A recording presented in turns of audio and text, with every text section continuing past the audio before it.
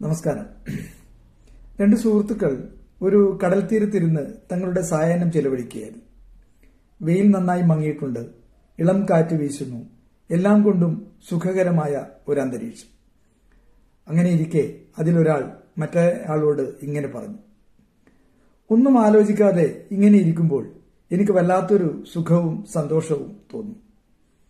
ഇത് കേട്ട് രണ്ടാമൻ പറഞ്ഞു, എനിക്കങ്ങനെ കൂടുതൽ സുഖവും സന്തോഷവും ഒന്നും തോന്നുന്നില്ല. ഇത്രയും കാലമായിട്ടും സ്വന്തമായി ഒരു വീടുണ്ടാക്കാൻ എനിക്ക് കഴിഞ്ഞിട്ടില്ല എന്നുള്ളത് നിനക്കറിയാമല്ലോ.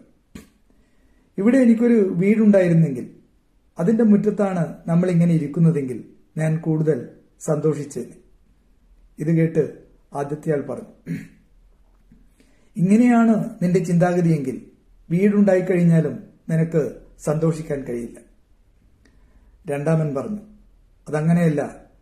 ഒരു വീട് എന്നുള്ളത് ഏറെ നാളായുള്ള എന്റെ സ്വപ്നമാണ്. അത് സാക്ഷാത്കരിക്കാൻ കഴിഞ്ഞാൽ തീർച്ചയായും ഞാൻ കൂടുതൽ സന്തോഷിക്കും.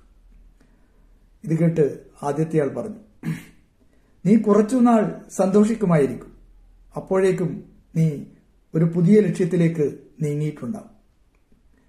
ഇതുതന്നെയല്ലേ നമ്മുടെയും ജീവിതത്തിലെ അവസ്ഥ. ജീവിതത്തിൽ ഏറ്റവും കൂടുതൽ സന്തോഷിക്കാൻ കഴിയുമായിരുന്ന ബാല്യകാലം അതിന്റെ പൂർണ്ണമായ അർത്ഥത്തിൽ നാം ആസ്വദിച്ചിട്ടുണ്ടോ എന്ന് പരിശോധിച്ചാൽ നമുക്ക് ഈ കാര്യം ബോധ്യമാവും. നാം ജീവിതത്തിലെ ഒരവസ്ഥയും ഒരു ഘട്ടവും പൂർണ്ണമായും ആസ്വദിക്കുന്നില്ല എന്നുള്ളതാണ് യാഥാർത്ഥ്യം. ഇവിടെ ഇപ്പോൾ ഈ നിമിഷം എന്നുള്ളതാണ് ജീവിതത്തെ സംബന്ധിച്ചിടത്തോളം ഏറ്റവും പ്രധാനപ്പെട്ട നിയമം. ഈ നിമിഷം മാത്രമാണ് യാഥാർത്ഥ്യമായിട്ടുള്ളത്.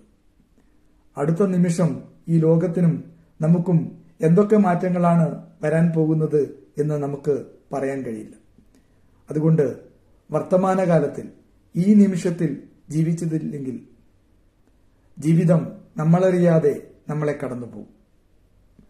ഈ ചാനൽ ഒന്ന് സബ്സ്ക്രൈബ് ചെയ്ത് സഹായിക്കണമെന്ന് അഭ്യർത്ഥിക്കുന്നു.